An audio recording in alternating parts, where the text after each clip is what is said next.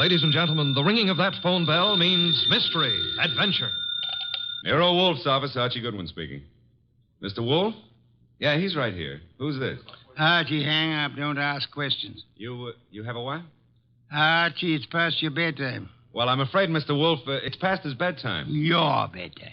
It's a client, boss. That's what I was afraid of. Foolish. Hello? Hello? Well, why do you look so bewildered? He's coming right over. He says he's got a date with murder.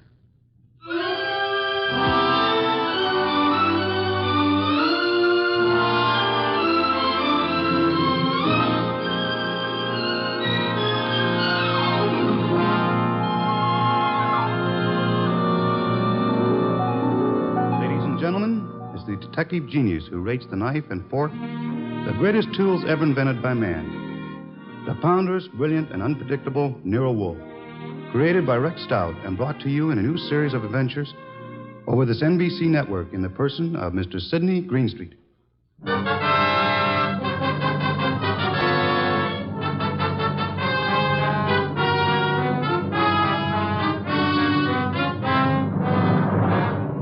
Tonight's story, The Case of the Calculated Risk, was as strange and baffling as any Nero Wolfe had to deal with.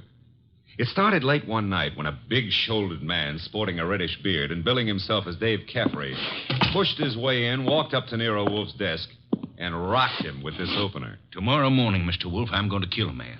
I beg your pardon, sir? I'm going to kill a man with these two hands. I've been told strange things across this desk, Mr. Caffrey. This is the first time a murderer has confided his intention to me in advance. This man you speak of. I'm not telling you his name. I'm not telling you where I'm going to meet him. This session tomorrow is going to be private and personal. But if anything happens to me between now and then, I want you to take over. Mr. Caffrey, do you seriously think I could assist you in a matter of private vengeance? That's not what I'm asking. This guy deserves to die. I plan to kill him with these two hands, me, myself. But if I slip up, if he gets me first, I want you to see that justice is done. But I assure you, sir... I told you this guy deserves to die. Let me tell you why. Years ago down south, there were three men in business together, partners. Me and two others. Your notebook, Archie, if Mr. Caffrey doesn't mind. You're wasting your time, Wolf. The names I'll use will be phony. I won't give you anything you can check back on. We'll take our chance, sir. Please proceed.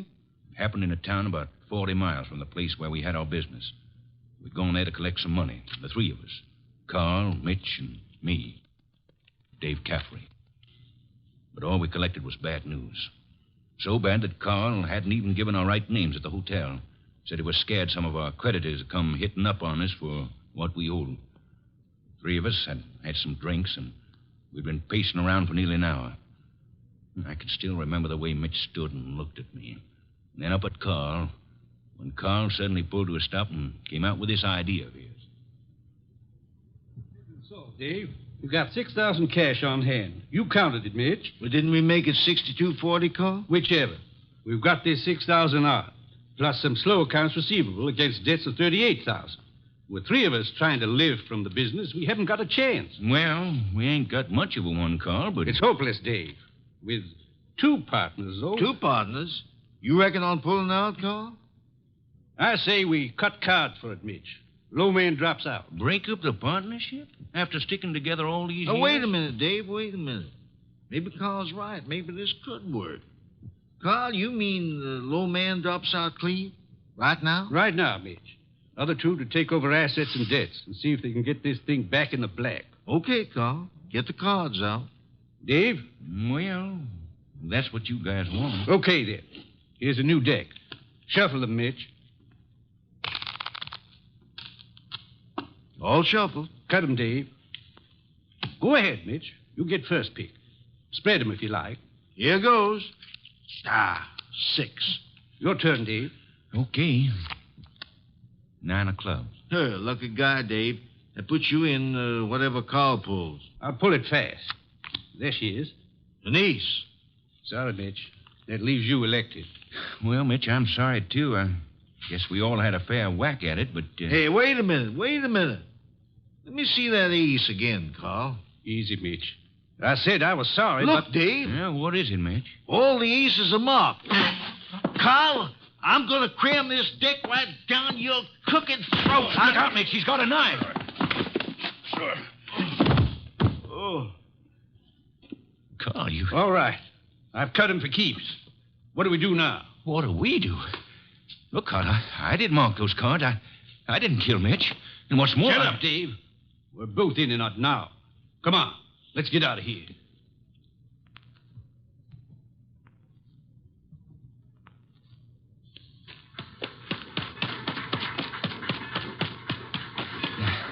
Now what, Carl? Look, Dave, this is where we split up. Two men together, easy to trace. You head one way, I go the other. Yeah, but the dough, I got no money. Here, I'll split up the 6,000. This is your half. Here, stick the envelope in your pocket. Now, grab that freight. Get set. I'll catch the next one going the other way. Get going, Dave.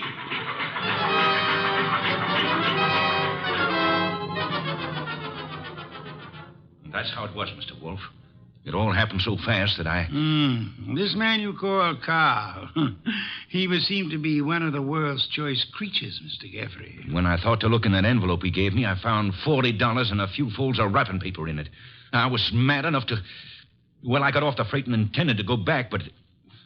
Then I picked up a paper. And read all about the murder of your friend Mitch with the statement that Carl had accused you of the crime and that the police believed him in view of your escape. That's it. Classical, but not at all original. Well, I was young then and stupid. And I'd had those drinks to start with. And you spent the intervening years hunting down the man Carl, am I correct? Yeah. I tramped the country from east to west, from north to south. Tramped it for years, searching for him. And yesterday I located him. He's a big wheel these days up on that 37th floor of his. But tomorrow when I get... Yes, Mr. Gaffrey, the 37th floor of... Never mind what building. Now, wait a minute, Caffrey. If you expect Mr. Wolfe to help you... I don't want him to help me. I'll help myself.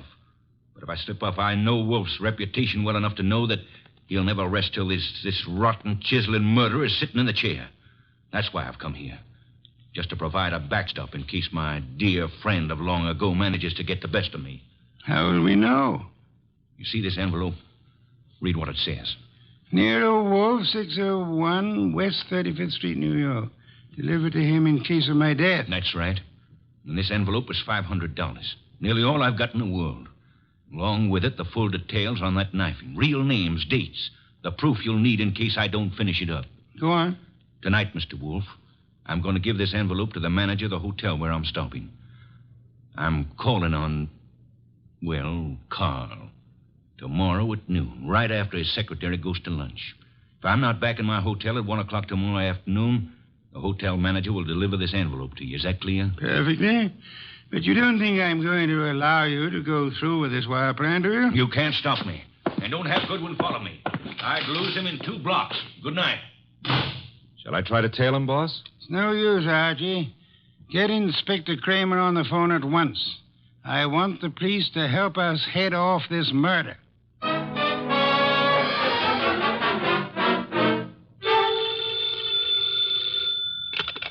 Nero Wolfe speaking. It's Archie. I'm calling from the morgue. And? They found Caffrey's body in a subway washroom, mugged and stabbed.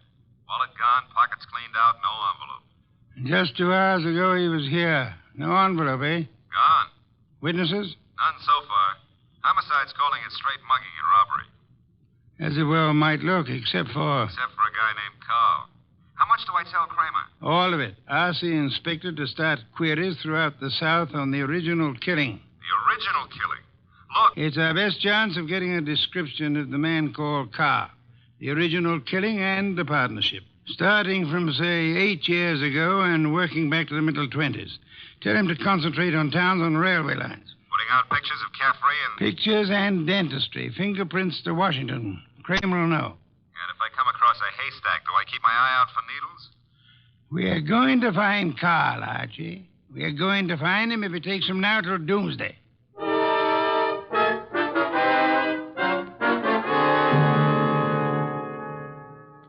Mr. Wolfe, let's face it, we're licked.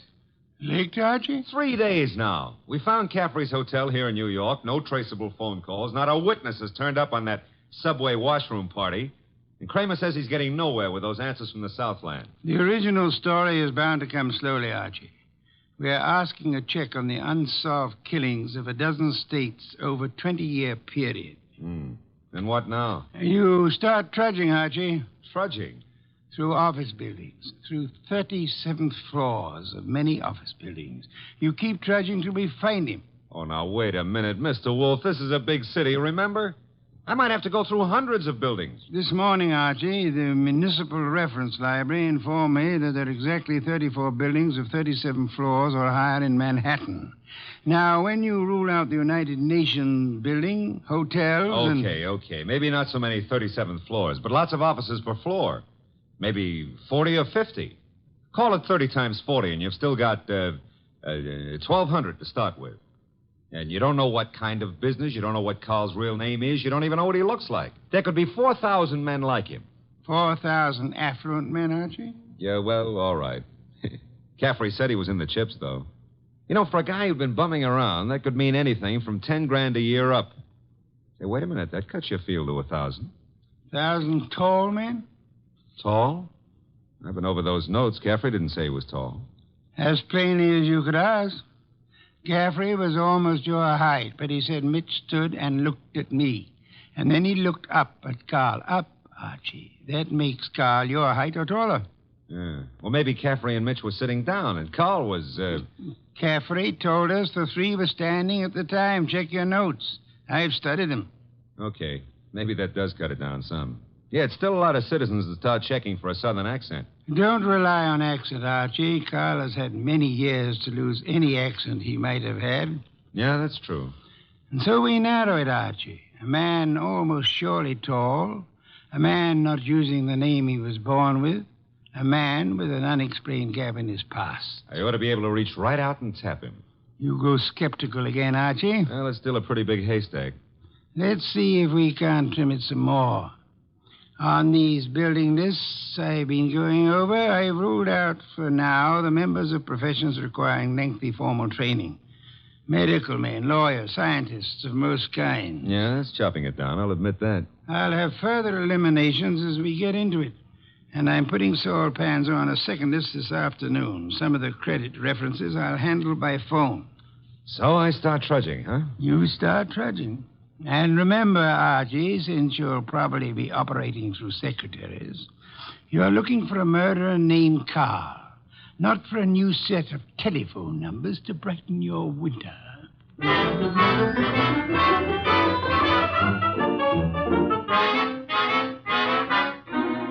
Tall? Well, I don't know what you're peddling, Goodwin, but if my boss put his elevator shoes on and stood on a box, he'd still be down somewhere around my necktie. If he stood on his money, though, we'd need a helicopter to get up near his shoelaces.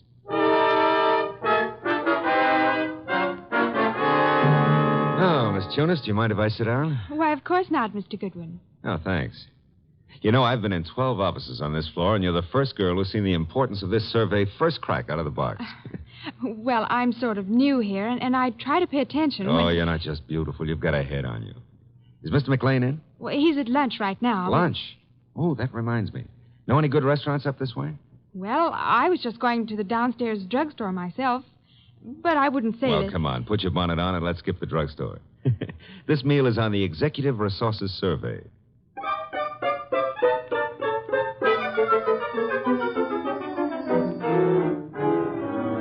There you are, boss. The boil down. Tinsley, McLean, Fernandez, Tesreau, and Kaplan. All five of them tall, all five a little misty in the background. You and Saul have done well, Archie. Very well. But I'm crossing off Fernandez and Kaplan. Why? The Credit Bureau report clears Fernandez, and Kaplan was on a special war job. The FBI x-rayed his record twice. Leaving J.P. Tinsley, Carson McLean, and Philip Tesreau, huh? I'd like to see all three here, Archie. Get them here one way or another.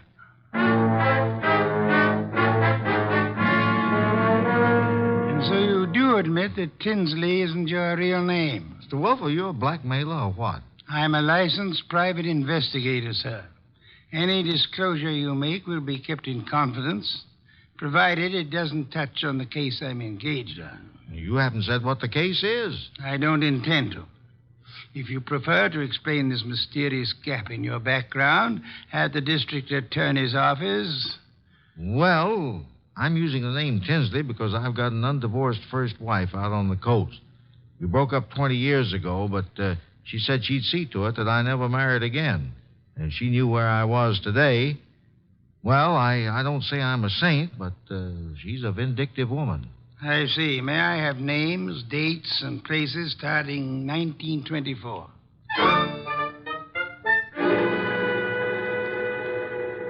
I can't quite understand your interest, Mr. Wolfe.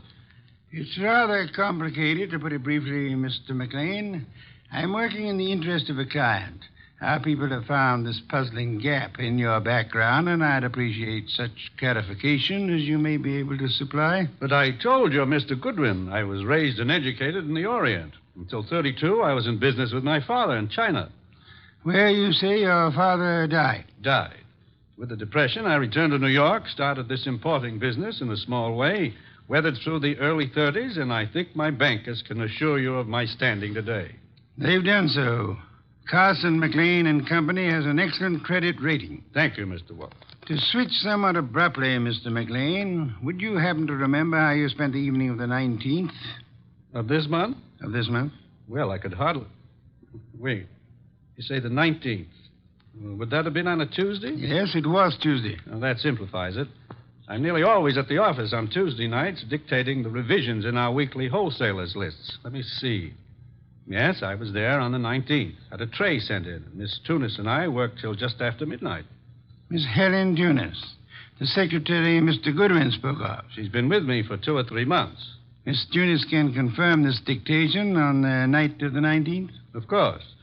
And Mr. Wolfe, your manner is so persuasive that I'd scarcely realize you're asking some extraordinary searching questions. May I ask why in the world you... If you'll indulge me, Mr. McLean, my prying is nearly concluded. You say you were in China until 1932.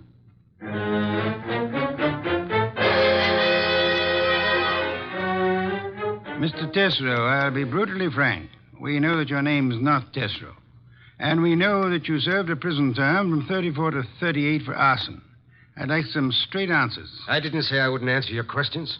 The past can remain your own, provided... Now, look, Mr. Wolfe, I've been going straight for 12 years.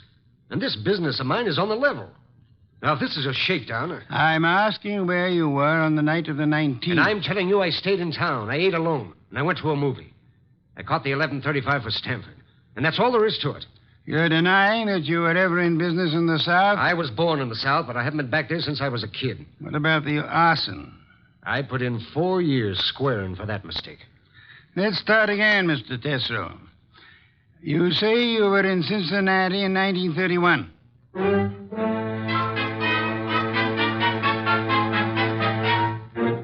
Okay, Mr. Wolfe, 3 candidates, and we're still on the 1-yard line. Our 1-yard line. Tesreau, McLean, Tinsley. No, rule out McLean. He gave references enough for those years in China. And with Helen Tunis, he's got the one firm alibi we've laid on to. Caffrey was killed before midnight.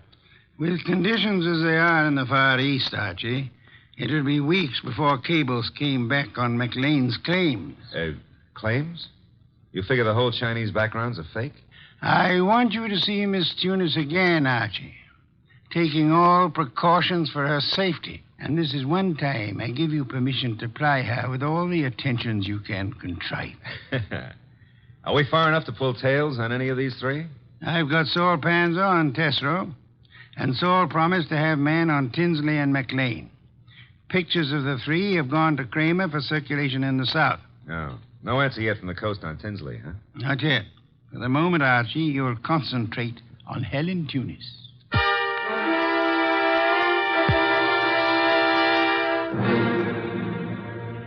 Helen, I've got to see you tonight. I'd love to, Archie. Now, look, but... Helen, I phoned you to come out in the corridor this way because I didn't want McLean to know we're talking.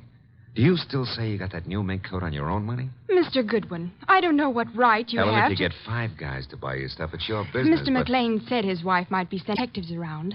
Well, you can go right back to your old Mrs. McLean and tell her that Easy, Helen, easy. He was dictating to me. You know, baby, the harder you lie, the prettier you look. But if this is a fake alibi, and if you keep propping it up, you're going to find yourself in trouble. Bad trouble. Now, how about it? Do I see you at your apartment tonight, or would you rather come down with me to Nero Wolfe's right now? Archie, I All right. I can't go with you now, and I've got a dinner date with my aunt tonight that I can't break, but I'll try to be back at my apartment by 11.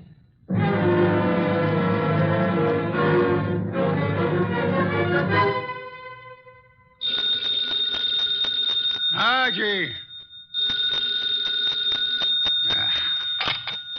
Nero Wolfe speaking. This is Archie, Mr. Wolfe. I'm at Helen Tunis's apartment. Well, I could cut my throat for not making her come with me this afternoon. trouble? Not for her anymore, poor kid. I got here 3 minutes ago and found her strangled. Couldn't have happened more than half an hour ago.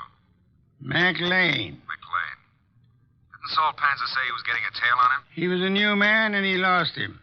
I should have left you on McLean, Archie. No, we were both wrong. What do you want me to do? Phone the police immediately. Well, this is 32nd Street. I'm only 3 blocks in a job from the office. What if I come back and call from there? Come back then. I'll phone Kramer myself. Mr. Wolfe, I'm still kicking myself for that. Look out, Archie. Too late, Mr. Wolfe. Keep coming right in, Goodwin, with your hands up. No, I wouldn't try that. McLean. And keep your hand out of that desk drawer, Wolfe. This time you're too late, McLean. My hand's in the drawer, and I think I'll leave it there. You don't think I'd shoot? I'm sure you would. But you've got 2 of us to cover now. No, Archie, don't try to draw yet. How'd you get in here, McLean? He surprised me after making his way in through the area way below, and of course it had to be Fritz's night out. I caught your fat friend just 2 seconds before he could get in his call to the police, Goodwin. I overheard his talk with you from the hallway here. My apologies for not crying out sooner, Archie. Get your hand out of that drawer. Pull it out without the gun, Wolfe, or I'll let you have it now. I refuse to, McLean. Seems obvious that you mean to kill us in any case. I'm afraid that's true, Wolfe. But when you called me here and Goodwin started making dates with Helen Tunis... Poor kid, I told her not to talk to you. She didn't, Goodwin. I've been scared of you and Wolfe since I followed Colby here that first night. Colby? You knew him as Caffrey. I caught up with him afterward in that subway washroom. No, keep that hand up and watch that gun of yours, Wolfe. When I found that envelope on him and read the letter to you contained in it, I knew he hadn't spilled the whole South Carolina story to you. South Carolina? Would the original knifing have been taking place anywhere near Hampton or Jasper counties? Hampton County. But our business is over the line in Georgia. Doesn't matter now. Pity, Archie. We learned this afternoon that we were growing warm on South Carolina. Mr. McLean, may I ask what you hope to achieve by this insane project of disposing of Mr. Goodwin and myself? I'm buying time, Wolfe. I've $90,000 in small bills in that bag there, plus a plane ticket to Buenos Aires. I've got a silencer on this gun. If you 2 aren't found till tomorrow morning, I'll be out of the country before they start looking for me. You don't think the police will put out an alarm for you when they find the body of Helen Tunis? Goodwin left it to you to report that. Remember? Let's remind ourselves to be prompter on reporting deaths, Archie. Starting with our own, Mr. Wolfe? Glad you can take it that way, Goodwin. You actually think you can knock the 2 of us off? I'm about to find out, Goodwin. One moment, McLean. You've never been a real gambler. You know that. With marked cards, of course. But you're not the man to face a sure loss now. A sure loss? The loss of your life. Within seconds after you try to pull that trigger. I told you I had a silencer. You think anyone will hear the shots? There'll be more shots than you count on. My hand's on a pistol now in this drawer, and Mr. Goodwin has a .38 in his shoulder holster. You can't shoot through the desk, and Goodwin won't get a chance to draw. You're an intelligent man, McLean. Vicious, but intelligent. May I describe the certainty of your immediate death if you don't throw that pistol on the desk and give yourself up? There are 2 of you, I know that, but... McLean, you must be aware that in the actual fact, exceedingly few men are killed instantly by a single shot, even from a pistol of heavy caliber. The one you hold is a .32. And it's a .45 in that drawer, McLean. I assure you, McLean, that neither of us will surrender the weapons we have. Should you start shooting, we'll both do our best to draw and keep firing till you're dead. You're stalling, Wolfe. What have I got to lose by trying for you both now? Your life? I'll correct that. The loss of some 6 or 8 weeks of your life, possibly months. Whatever the time necessary to bring you to trial and to convict you and execute you for the murders you've committed. Suppose I cancel you out and then take my chances with Goodwin. A better choice, but still a dubious one. I am fat, exceedingly fat. And for perhaps the first time in my life, I'm thoroughly grateful for that. My bulk affects the calculation, McLean. McLean, you could pull off all 7 shots and still not hit Mr. Wolfe where it counts. You have to start, you better start on me. You exaggerate, Archie, and I thank you for the gallantry of it.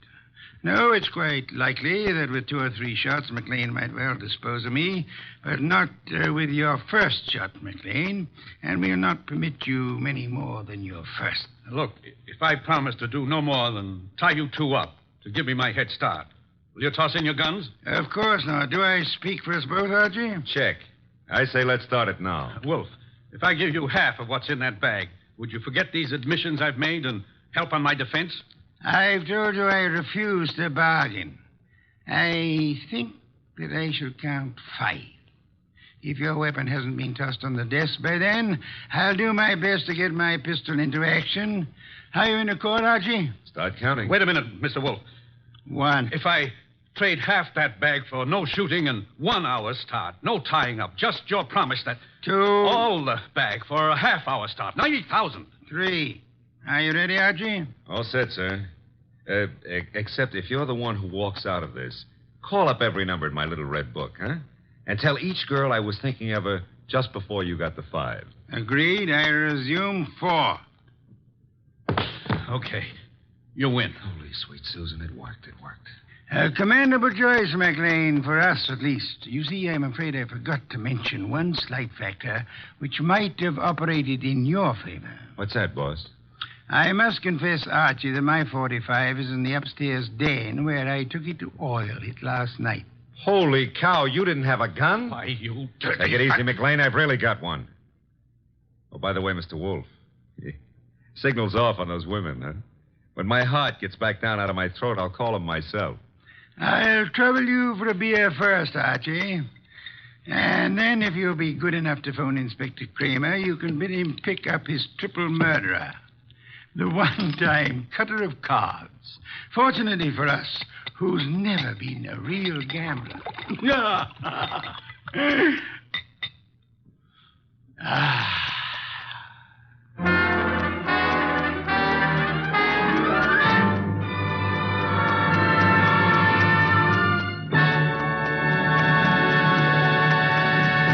You have been listening to The New Adventures of Nero Wolfe, starring Sydney Greenstreet.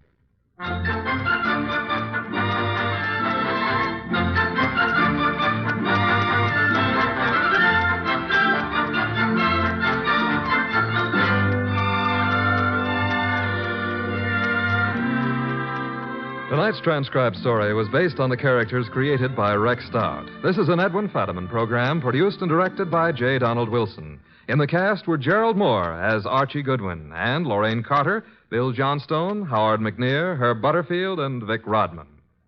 Next week at this same time, Nero Wolfe and Archie will bring you The Case of the Phantom Fingers. Don Stanley speaking. 3 chimes mean good times on NBC.